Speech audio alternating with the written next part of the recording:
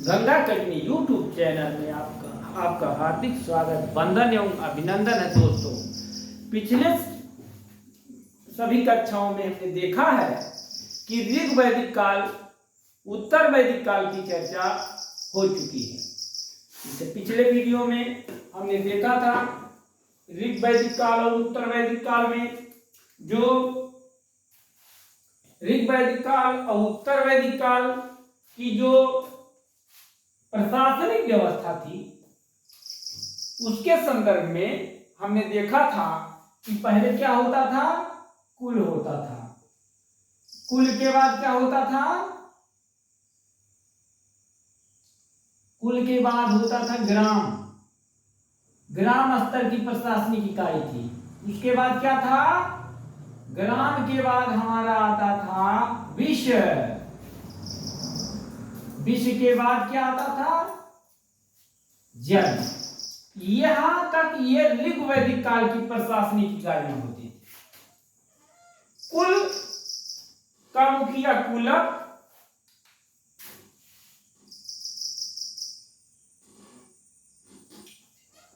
ग्राम का मुखिया ग्रामरी, विश्व का मुखिया विश्वपति, और जन का मुखिया राजन।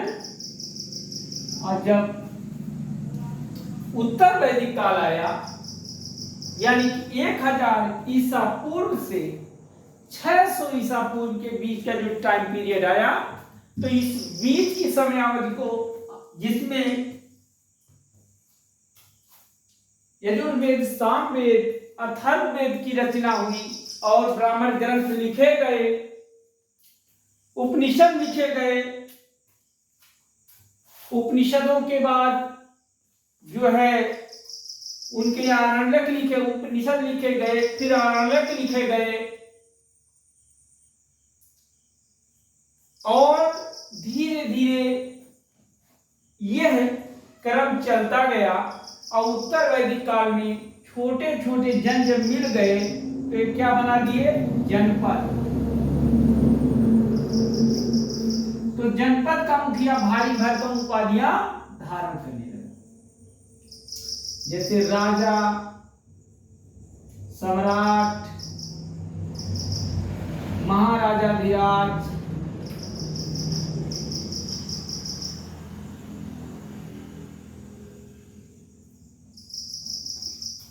जैसा कि हम जानते हैं कि पूर्व वैदिक काल और उत्तर वैदिक काल आदि ऐतिहासिक काल के अंतर्गत आता है।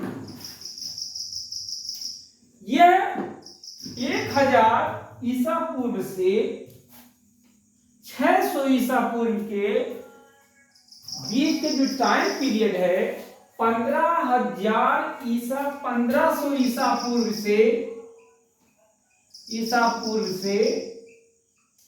600 ईसा पूर्व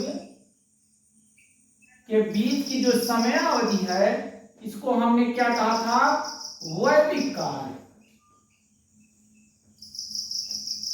और वैदिक काल किसके अंतर्गत आता था, वैदिक काल आदि ऐतिहासिक काल के अंतर्गत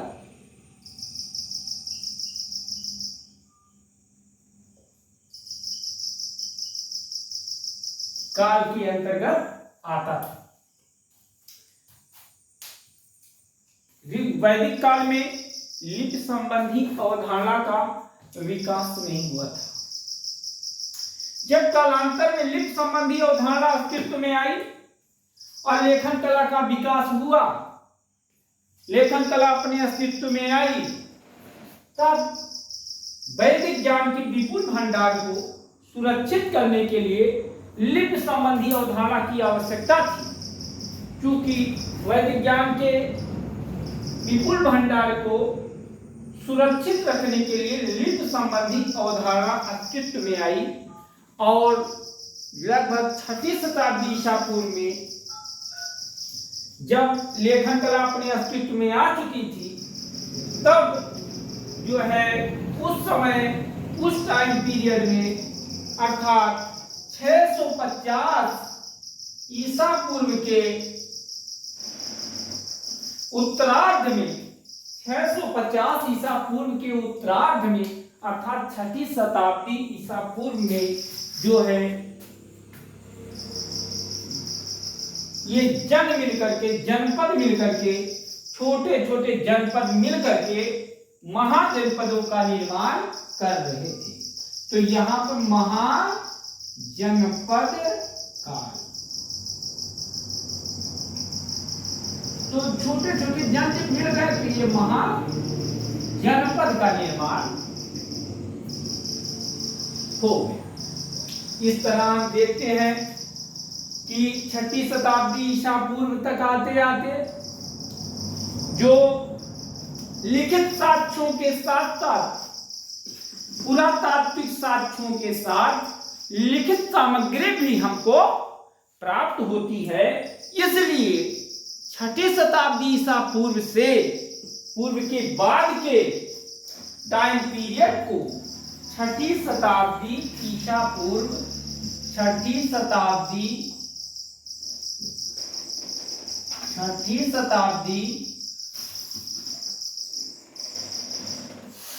ईसा पूर्व के बाद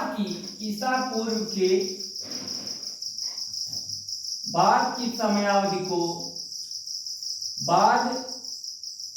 को ऐतिहासिक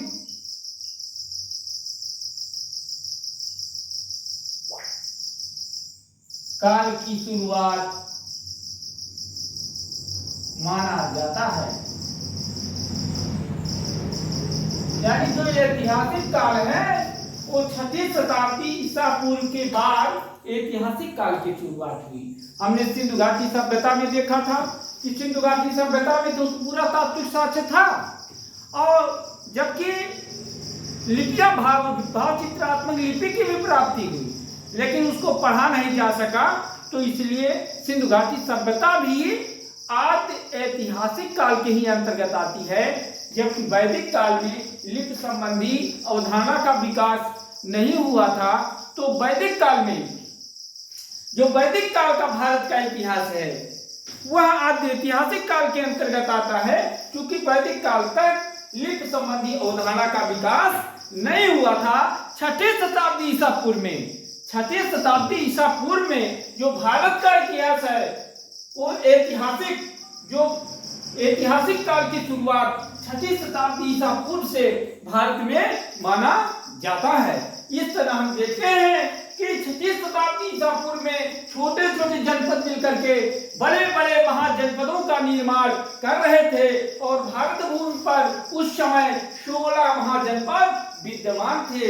आज हम आपको उन्हीं 16 महाजनपदों के विषय में और उनकी राजधानियों के विषय में और उनकी वर्तमान स्थिति के विषय में इस वीडियो में परिचय कराएंगे। अब हम सभी देखेंगे कि 16 महाजनपद और उनकी राजधानियां। यहां देखिए ऊपर से एक कंबोज है, जम्मू कश्मीर, राजौरी, हजाराबाद। जम्मू कश्मीर कंबोज यहाँ था, जम्मू कश्मीर, राजौरी, हजाराबाद। यहाँ पे गांधार था जो पाकिस्तान में, गांधार पाकिस्तान में है। यहाँ पे कुरु महाजनपद, मेरठ व हरियाणा, कुरु महाजनपद मेरठ व हरियाणा के बीच में यहाँ आपका स्थित है। सूरसेन यूपी में, वस्त महाजनपद इलाहाबाद यूपी में, और उसके बाद मत्स्य महाजनपद आपका यहाँ पे आपका उत्तर प्रदेश जयपुर, उत्तर प्रदेश जयपुर में मत्स्य महाजनपद, और उसके बाद मत्स्य महाजनपद यहाँ पे आपका मगध पड़ता है, मगध महाजनपद। यहाँ से आप देखना शुरू करिए, कंबोज, जम्मू कश्मीर, राजौरी, हजाराबाद। यहाँ से देखिए गांधार पाकिस्तान, कुरु, मेरठ। कंबोज आपका जम्मू कश्मीर, राजौरी, हजाराबाद। गांधार आपका बच्चों कहाँ पड़ेगा? पाकिस्तान में। कुरु मेरठ व हरियाणा के बीच में, दोनों के बीच में इसकी स्थिति है। सूरसेन बच्चों यूपी में। वत्स कहां पड़ेगा? इलाहाबाद यूपी। काशी महाजनपद कहां पे है? यूपी में। मगध कहां पे है? पटना गया दक्षिणी बिहार। पटना गया दक्षिणी बिहार में यहां मगध है। मगध महाजनपद, मगध महाजनपद पटना गया बिहार में स्थित है। उसके बाद अंग महाजनपद भागलपुर बिहार। ये भी अंग और मगध दोनों, जबकि ये दक्षिणी बिहार में मगध है और भागलपुर बिहार में ये अंग महाजनपद था। यहां देखिए आप लोग, पांचाल, पांचाल जो था वो बरेली यूपी में पड़ेगा। कोसल महाजनपद उत्तर प्रदेश, श्रावस्ती, अयोध्या, ये कोसल। और उसके बाद यहाँ मल्ल महाजनपद, जिसमें 8 गणराज्य शामिल थे। मल्ल महाजनपद में ये महाजनपद में 8 गणराज्य थे। ये यहाँ पड़ेगा, यहाँ पर देवरिया, यहाँ पर देवरिया यूपी में। और मल्ल गणराज्य, इसमें 2 गणराज्य थे शामिल थे मल्ल में। 2 गणराज्य भी आपका यूपी में ही पड़ेगा। और यहाँ पे देख लीजिए अंग महाजनपद भागलपुर बिहार। यहाँ पे आ जाइए आप लोग, मत्स्य महाजनपद जयपुर, अलवर, उत्तर प्रदेश। चींटी, चींटी महाजनपद बुंदेलखंड, उत्तर प्रदेश, यूपी और एमपी के बॉर्डर, यूपी और एमपी दोनों में इसका हिस्सा है। चींटी महाजनपद बुंदेलखंड। उसके बाद यहाँ आ जाइए अवंती, अवंती मालवा प्रदेश, मध्य प्रदेश। अस्मक कोटन महाराष्ट्र, कोटन महाराष्ट्र में अस्मक महाजनपद था। और इसके बाद आप जानते ही हैं यहाँ काशी यूपी में। इस तरीके से ये महाजनपदों की राजधानियां। अब यहाँ एक साइड में आपको लिखेंगे हम महाजनपद और दूसरी साइड में राजधानियां। तो पहला महाजनपद लिखिए आप अंग।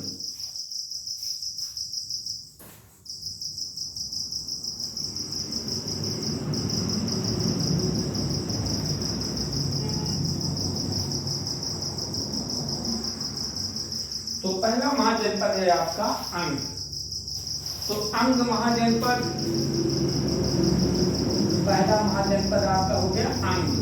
तो अंग महाजनपद की राजधानी, अंग की राजधानी चंपा, अंग की राजधानी चंपा। ये अंग की राजधानी चंपा थी। मगध की राजधानी पाटलिपुत्र, राजगृह, पाटलिपुत्र,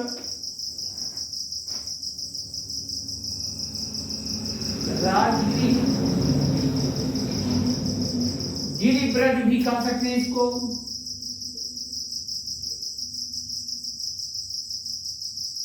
ये आपका हो गया। तो मगध की राजधानी, मगध महाजनपद की राजधानी पाटलिपुत्र, राजगृह और गिरिब्रज। और उसके बाद मल्ल महाजनपद की राजधानी कुशावती, मल्ल की राजधानी कुशावती।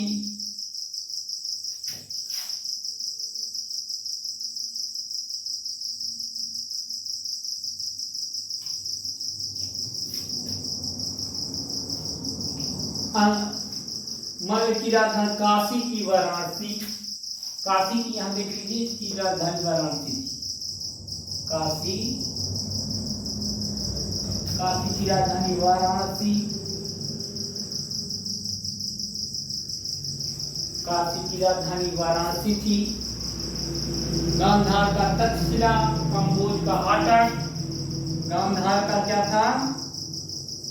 तक्षशिला था।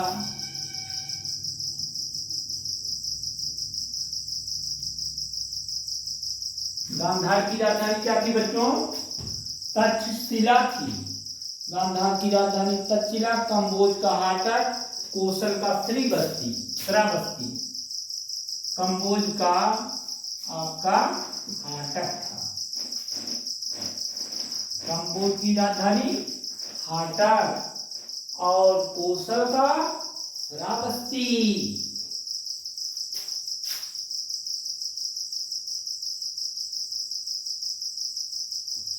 कोसल की राजधानी श्रावस्ती थी। कोसल महाजनपद की राजधानी श्रावस्ती। अस्मक की राजधानी कोटली।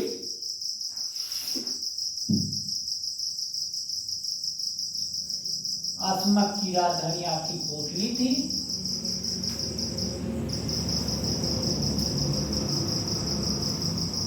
वज्जिका मिथिला विदेश। वज्जिका आपका था, वज्जी महाजनपद की राजधानी मिथिला विदेह। मिथिला विदेह ये आपका वज्जी महाजनपद की राजधानी थी। इसको वैशाली भी कहते थे, वैशाली, इसका प्रचलित नाम वैशाली ही है जाते। वैशाली वज्ज। वैशाली की गणिका ही थी अम्रपाली, जिसने जो है बुद्ध को बिहार बनाने के लिए भूमि दान में दिया था। उसकी चर्चा आगे वीडियो में होगी। वज्ज, मिथिला, विदेह, वैशाली। अवंतिका, उज्जैन, महिष्मती। अवंतिका की राजधानी क्या था? अवंती का उज्जैन। अवंती की राजधानी उज्जैन, महिष्मती। ये आपका अवंती महाजनपद की राजधानी। कुरु का इंद्रप्रस्थ। कुरु का इंद्रप्रस्थ।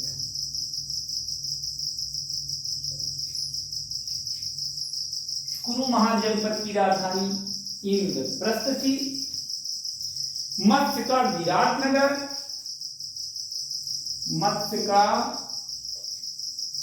मत्स्य की राजधानी क्या था? विराटनगर। मत्स्य का विराटनगर हो जाएगा आपका। और उसके बाद पांचाल का कामपिल्य।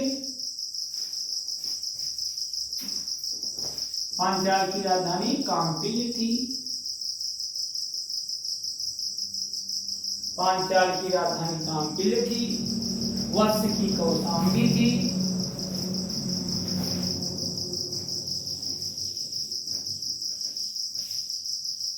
वत्स महाजनपद की राजधानी कौशाम्बी थी।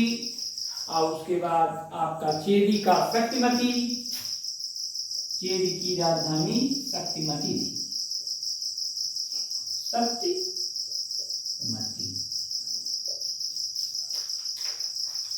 चेदी की शक्तिमती। और सूरसेन का मथुरा।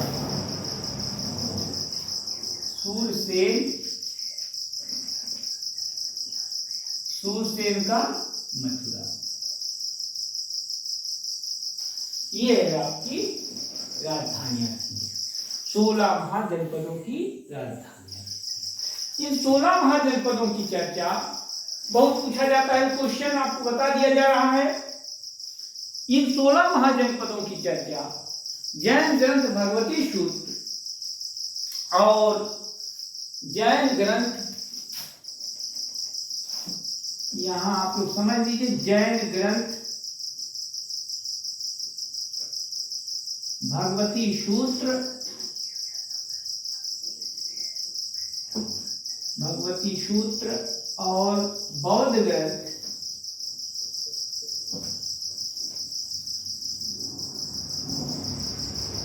अंगुत्तर निकाय में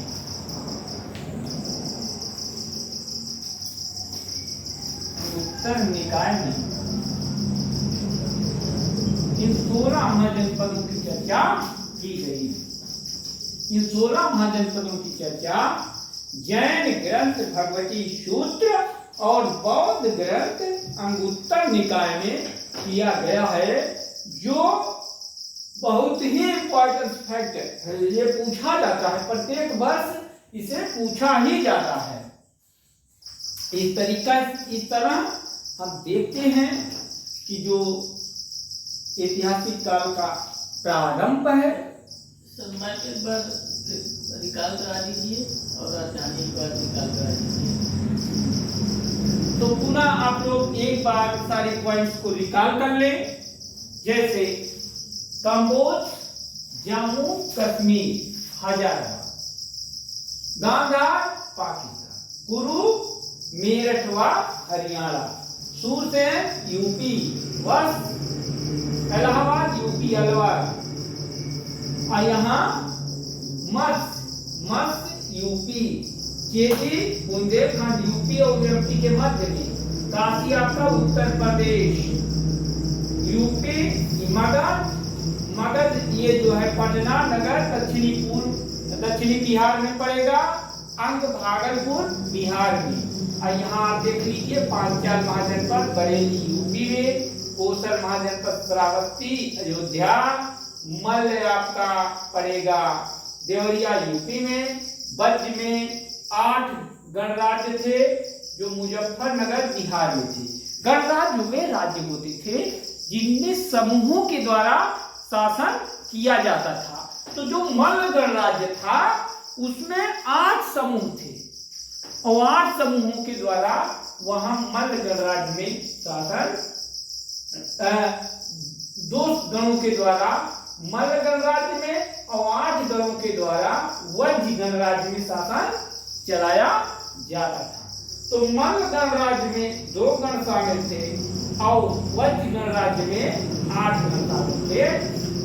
तो अगर कहीं क्वेश्चन पूछा जाता है कि निम्नलिखित में से किसमें गणतंत्रात्मक शासन व्यवस्था थी, तो वहां अगर इसमें से दोनों में से कोई मिलेगा, मल्ल और वज्र का नाम आ गया तो उसको आप वही ऑप्शन क्लिक करें।